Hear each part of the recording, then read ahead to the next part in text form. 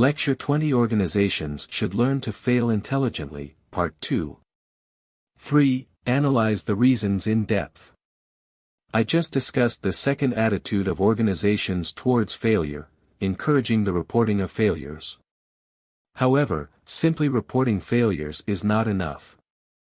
The third attitude of organizations towards failure is to conduct a thorough analysis of the underlying reasons. Many organizations also want to conduct such an analysis, but their efforts often prove ineffective because they ask the wrong initial question. When faced with failure, many people's first question is, who did it? This kind of questioning makes it difficult to conduct a thorough analysis.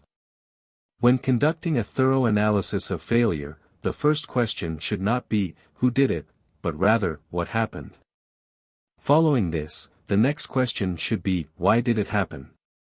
Moreover, it is not enough to ask just one why question, one must ask many why questions in order to identify the underlying reasons. 4. Proactively experiment with failure. I have already discussed the three attitudes of organizations towards failure: early detection of failure, encouraging the reporting of failure, and conducting a thorough analysis of failure. Now, we move on to the final attitude, proactively experimenting with failure. Proactively experimenting with failure involves two key concepts: proactive and experimentation. Proactive emphasizes the need to innovate boldly and not be afraid of failure. Experimentation emphasizes the need to start with small-scale trials. Some people use the analogy of firing bullets before firing cannonballs. Bullets are cheaper than cannonballs, so try a few shots first. If they hit the target, then concentrate your efforts on producing cannonballs and launching them on a large scale in the market. Management scholar Sim Sitkin introduced the concept of intelligent failure. He defined 5 criteria for intelligent failure: careful planning, uncertainty, small scale, rapid feedback, familiarity with the field, with some learning ability. Let me explain this concept further. Intelligent failure means that I know that something may fail, but I have carefully planned it. The scale of the project is small, and I can bear the failure. The most important thing is that whether or not it fails, I can collect valuable information. I care about learning from this information, not just the outcome. Let me give you an example.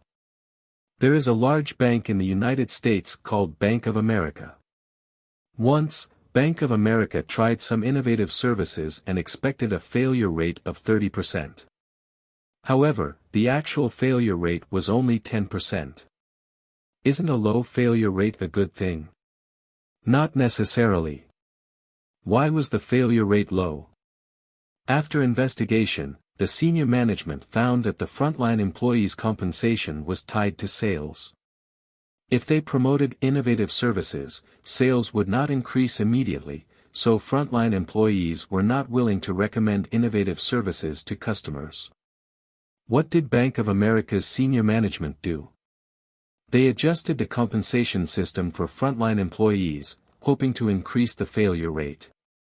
Why did they want to increase the failure rate? Because they wanted to collect enough feedback information. You should note that Bank of America was proactively experimenting with failure. This was their carefully planned intelligent failure.